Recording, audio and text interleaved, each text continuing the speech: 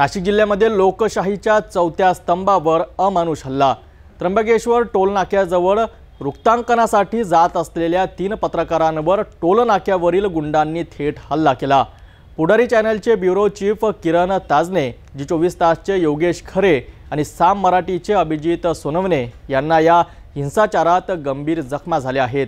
संपूर्ण नाशिक जिल्ह्यात या घटनेने संतापाची लाट उसळली असून पत्रकार संघटनांनी निषेध नोंदवायला सुरुवात केली आहे।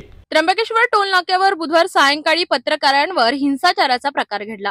वृत्तांकनासाठी जात असलेल्या पत्रकारांना अचानक काही गुंडांनी थेट हल्ला केला। या घटनेत पुढारी चॅनलचे किरण ताजने, जी 24 तासचे योगेश खरे आणि साम मराठीचे अभिजित सोनवणे यांना गंभीर जखमा झाल्या। जखमी पत्रकारांना तातडीने स्थानिक रुग्णालयात दाखल करण्यात आले, जिथे त्यांचे उपचार सुरू आहेत।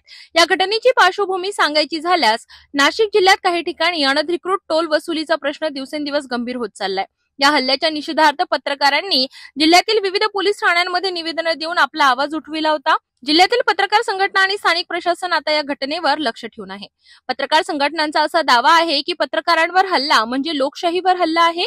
जर चौथा स्तंभ सुरक्षित नसेल तर सामान्य नागरिकांचे सुरक्षेचे प्रश्न अधोरेखित होतात।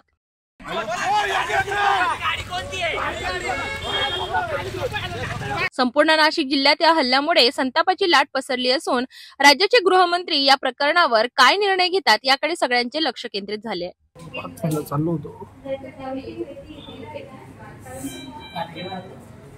एंट्री केल्यानंतर तिथे पावतीवाले होते। योगेश सरांनी सांगितलं का प्रेसवाले जाऊ दे। योगेश सरांची त्याची शिवगाळ झाली। योगेश सरांना त्यांनी मारलं। आम्ही सोडासोडी करायला लागलो। ते शिवगाळ केली। 4-5 जण आले, मारायला सुरुवात केली।